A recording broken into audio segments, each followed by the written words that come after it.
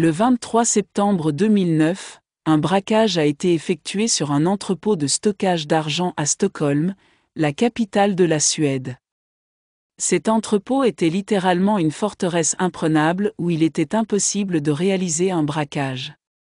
À l'intérieur du bâtiment, il y avait plus de 150 caméras de surveillance, 20 gardes armés, des portes et des vitres toutes par balles et incassables. L'argent était stocké au 6e étage dans une pièce contenant plus de 150 millions de dollars. Mais nous savons tous qu'il n'y a rien d'impossible, car un groupe de gangsters a décidé de braquer cet entrepôt. Étonnamment, ils ne sont pas entrés par la porte principale comme tous les voleurs, mais ont utilisé un hélicoptère et sont entrés par le toit du bâtiment. L'histoire est littéralement l'une des plus puissantes de la chaîne. Alors, sans plus tarder, concentrez-vous sur les détails, profitez et restez avec la vidéo pour un bon visionnage.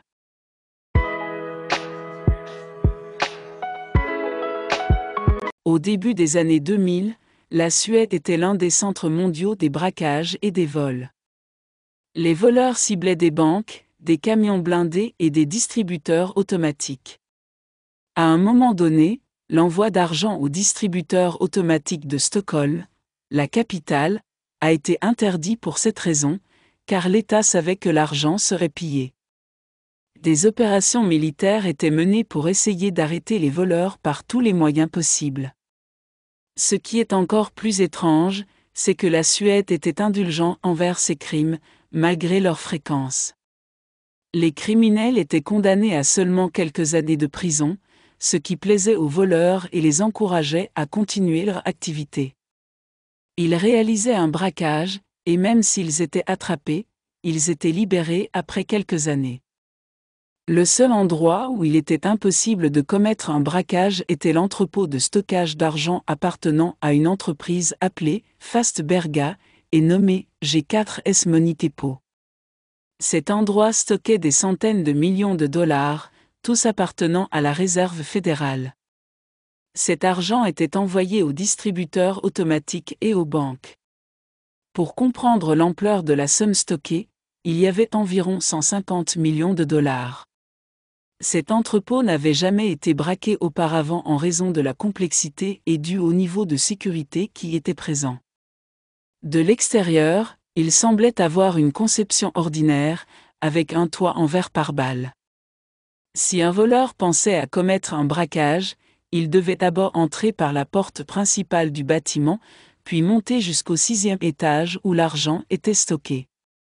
Chaque étage avait des mesures de sécurité plus complexes que l'autre. Le bâtiment comptait environ 150 caméras de surveillance et environ 20 gardes armés étaient toujours présents. Comme mentionné, l'argent était stocké au 6e étage. À cet étage, le voleur devait franchir le verre résistant aux balles, puis la porte métallique menant à l'argent. Cette porte était conçue pour résister à toute tentative de rupture pendant 15 minutes. On pourrait penser que toute personne tentant de braquer cet entrepôt abandonnerait immédiatement l'idée en raison de toutes ces mesures de sécurité.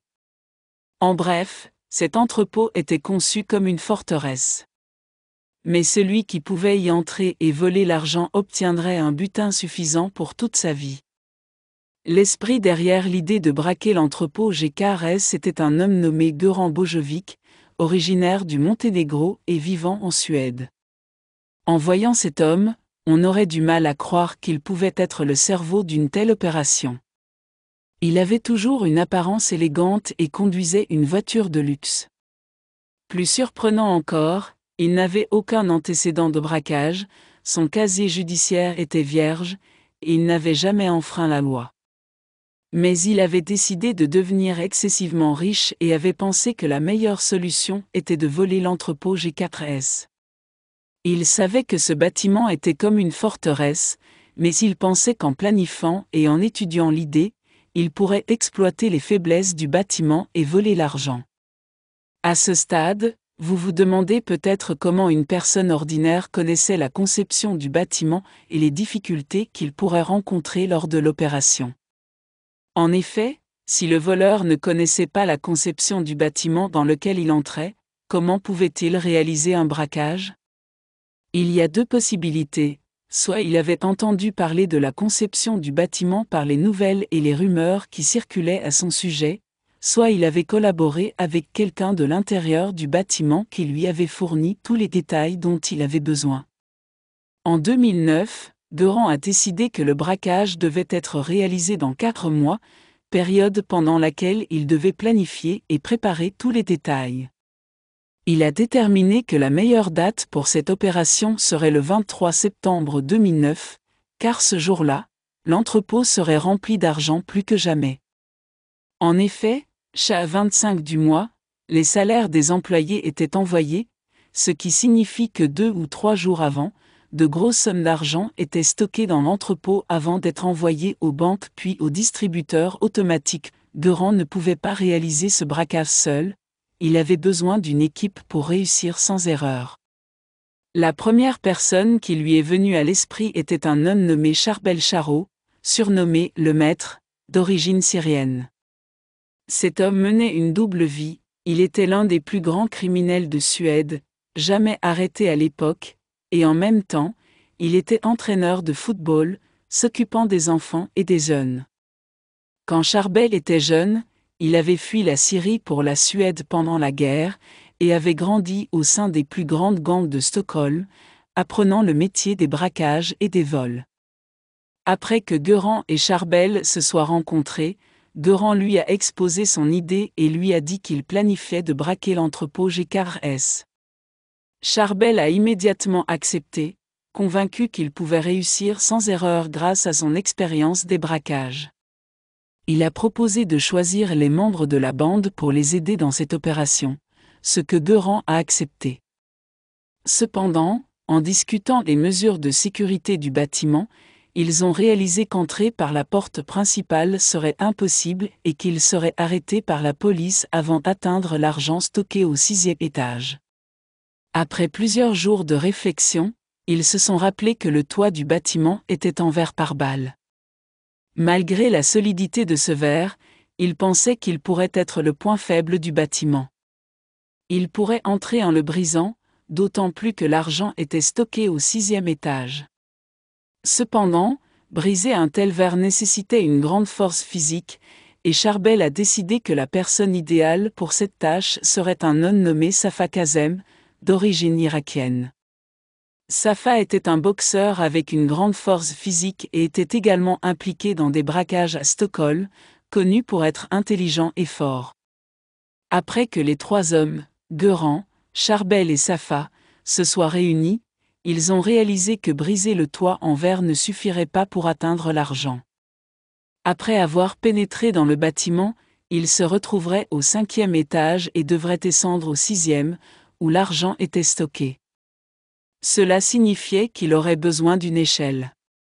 Mais cela ne suffirait pas non plus, après être monté au 6e étage, il devrait briser le mur en verre pour accéder plus rapidement à l'argent.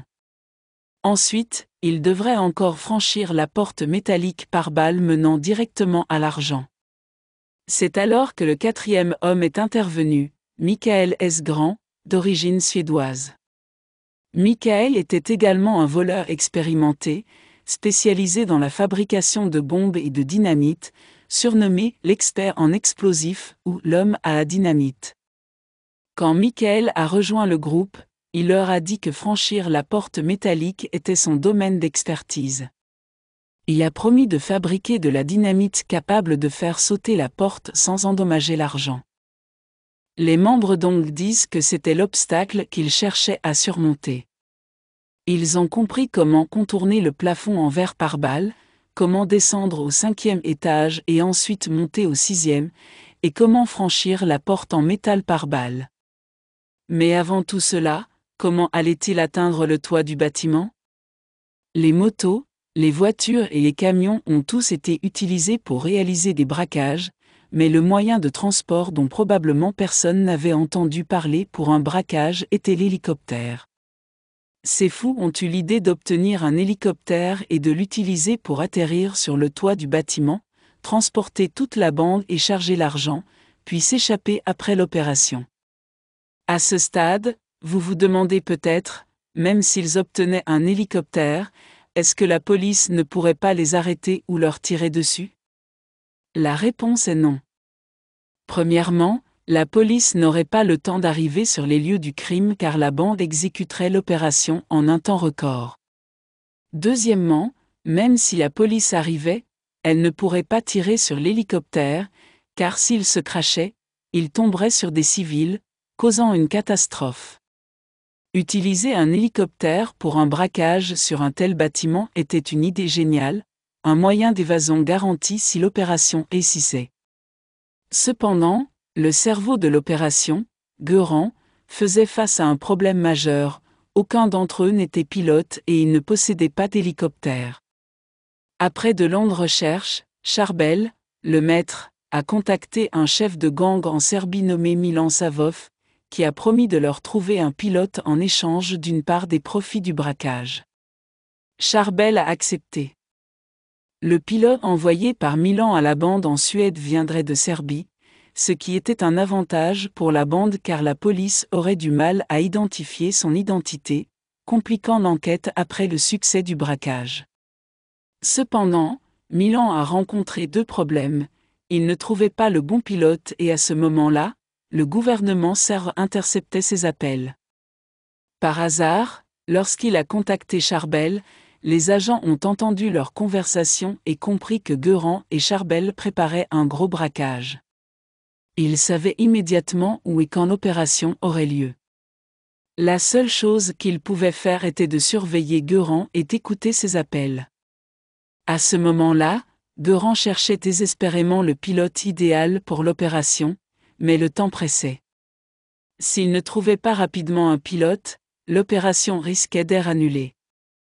Le 29 septembre, Guerrand et Charbel ont eu une réunion secrète avec un homme nommé Alexander Eriksson.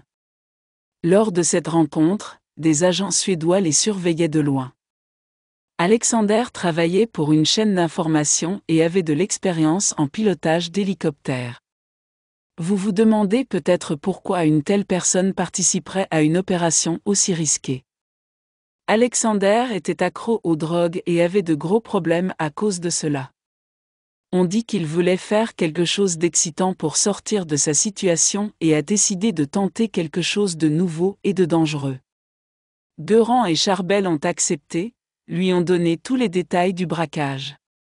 Le 29 septembre, Charbel a appelé Milan en Serbie pour lui dire qu'il avait trouvé un pilote, donc il n'avait plus besoin de s'en soucier. Milan a accepté, et bien sûr, à ce moment-là, les services de renseignement suédois écoutaient l'appel et ont compris où l'opération allait se dérouler. Cependant, ils se sont trompés d'endroit car Guerrand savait qu'en communiquant avec un chef de gang recherché, il était probable que les services de renseignement serbes interceptaient l'appel. Il a donné un faux lieu et une fausse date pour l'opération afin que les agents ne soient pas prêts à intervenir au bon moment. Pendant ce temps, les forces d'intervention rapide et la police en Suède prenaient toutes les précautions pour être prêtes à intervenir pendant le braquage. Mais malheureusement, tous leurs préparatifs étaient inutiles car la bande préparait l'opération de manière très précise. Ils avaient décidé que l'opération devait se terminer en 10 minutes pour éviter d'être attrapés ou de manquer de carburant pour l'hélicoptère. Terminer un tel braquage en 10 minutes seulement était une idée folle. Ils se sont tous réunis dans un endroit loué pour se préparer à l'opération, s'entraînant à tout, casser le plafond en verre, monter et descendre l'échelle, voler l'argent, le charger dans l'hélicoptère. Michael, le fabricant de bombes, a fabriqué un appareil nécessaire pour briser le verre par balle au 6e étage, un quart explosif qui pourrait être placé sur le verre et déclenché à distance. Pour la porte métallique dans la salle de stockage de l'argent, la bande savait que dès qu'il entrerait dans le bâtiment, la police serait alertée. Pour gagner du temps, ils ont prévu des obstacles pour ralentir la police, démontrant leur intelligence et la minutie de leur planification. Ce n'était pas seulement un braquage, c'était une opération militaire. Le 23 septembre 2009, le jour du braquage, les membres du gang ont commencé à se préparer tôt le matin, vers 3h30. Ils ont commencé à préparer leur équipement et leurs outils qu'ils allaient utiliser pour exécuter l'opération. Nous avons parlé de tout presque, sauf de l'endroit d'où ils allaient obtenir l'hélicoptère. Charles, le maître, et Alexander, le pilote, se sont dirigés secrètement vers une base d'hélicoptères en Suède. Ils l'ont sorti du hangar, l'ont démarré, et se sont enfuis rapidement avec. Ainsi a commencé l'opération de braquage fou. Pendant ce temps, les autres membres du gang se préparaient, rassemblant les équipements et les armes qu'il allait utiliser, car presque tous allaient être armés en prévision de toute confrontation possible avec la police ou les gardes à l'intérieur du bâtiment.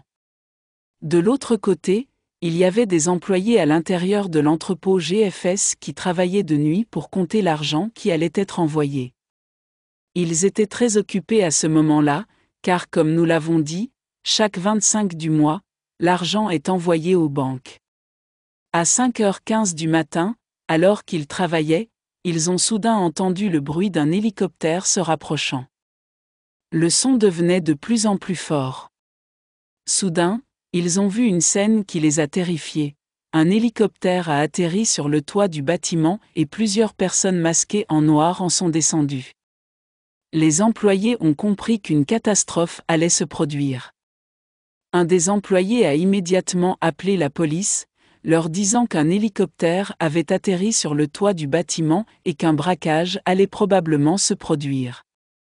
Ils ont demandé de l'aide pour éviter que quiconque ne soit en danger. Tous les employés se sont rassemblés pour se mettre à l'abri. Pendant ce temps, Göran, le cerveau de l'opération, n'était pas avec les voleurs mais dirigeait l'opération à distance. Il communiquait avec les membres du gang via des lignes sécurisées, car il soupçonnait que la police pourrait les écouter. On pourrait se demander pourquoi la police n'a pas arrêté Göran immédiatement après avoir été informé de l'incident. La raison est que lorsque Charles a communiqué avec le chef du gang serbe Milan, il a donné une heure et un lieu différents, ce qui a semé le doute parmi les policiers quant à l'implication de Göran. Revenons au gang. Lorsqu'ils sont descendus de l'hélicoptère, Safa Kazem, le fort, a pris un gros marteau et a commencé à briser le verre pour entrer dans le bâtiment. Ces images ont été capturées par les caméras de surveillance. Étonnamment, après seulement quelques coups, il a réussi à briser le verre censé être à l'épreuve des balles, mais il s'est accidentellement coupé la main. La police, en route, a découvert que les roues de leur voiture avaient été perforées par des clous posés par les voleurs pour retarder leur arrivée. Après être entrés au 5e étage, les voleurs ont été confrontés à une autre barrière de verre, que Michael, l'expert en explosifs, a fait exploser. Ensuite, ils ont dû franchir une porte métallique pour atteindre l'argent, avec des employés à l'intérieur qui comptaient l'argent et espéraient que la police arriverait à temps. Le gang voulait terminer l'opération en 15 minutes. Michael a fixé des explosifs autour de la poignée de la porte, avertissant d'abord les employés avec une petite explosion, puis en utilisant une plus grande quantité d'explosifs pour ouvrir la porte. Après avoir fait sortir les employés de la salle des coffres, ils ont commencé à remplir les sacs d'argent. Chaque membre du gang connaissait sa tâche et évitait de parler pour ne pas être enregistré. Après 25 minutes, ils étaient toujours en train de remplir les sacs et craignaient que la police n'arrive. En même temps, des hélicoptères et des équipes de la police d'intervention rapide se dirigeaient vers le site. Arrivés à la porte principale, ils ont trouvé une boîte noire avec une lumière rouge clignotante, suspectant une bombe. Cela les a retardés, tandis que les voleurs terminaient de charger l'argent et fuyaient en hélicoptère avant l'arrivée des policiers. Après l'opération, les voleurs se sont séparés et ont disparu, ne laissant que très peu de traces. La somme exacte volée n'est pas connue, mais on estime entre 20 et 40 millions de couronnes suédoises, environ 3 à 10 millions de dollars. L'hélicoptère ne pouvait pas transporter plus d'argent. À 7 heures du matin, Stockholm était en ébullition suite à ce braquage audacieux. Une récompense de 7 millions de couronnes a été offerte pour toute information. La police a trouvé l'hélicoptère abandonné et a réussi à remonter jusqu'au voleur grâce à des indices ADN et des traces de sang laissées par Safa. Après des jours d'enquête, 14 lignes téléphoniques utilisées lors du braquage ont été identifiées. Charles et Guerrand ont été arrêtés grâce aux enregistrements de leurs conversations. D'autres membres du gang ont été identifiés et arrêtés grâce à des preuves ADN et autres indices laissés sur les lieux du crime. En 2010, ils ont été jugés et condamnés à diverses peines de prison. Guerrand à 3 ans, Charles à 5 ans, Safa à 7 ans, Michael à 5 ans et Alexander à 7 ans.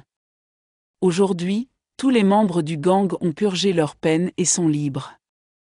Malgré l'énormité de leurs crimes, ils n'ont été condamnés qu'à des peines relativement légères et n'ont jamais exprimé de regrets.